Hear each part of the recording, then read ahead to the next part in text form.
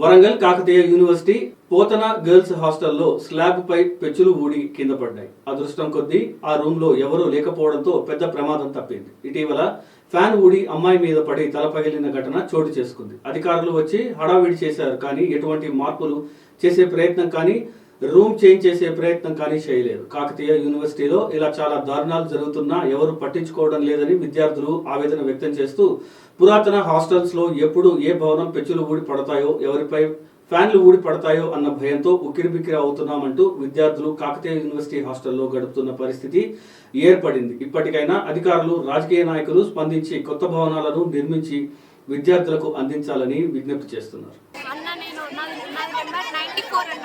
నేను మెస్సుకి వెళ్ళి అన్నం తినొచ్చిన మెస్సుకి వెళ్ళి అన్నం తినొచ్చి ఫ్యాన్ వేసుకొని పడుకున్నా.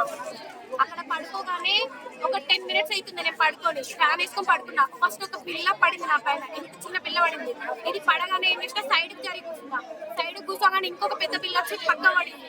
ఇది ఇట్లా పడుతుందని చెప్పి ఇంకొంచెం జరిగిన మొత్తం పూల మీద పడింది. అదే ఆ నైట్ మేము పడుకున్నాం అనుకో, 3 members అన్నాం అనుకో, ఫ్యాన్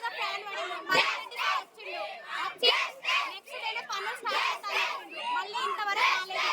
ఇప్పుడు నా రూమ్ లో ఆ గోడ పడింది.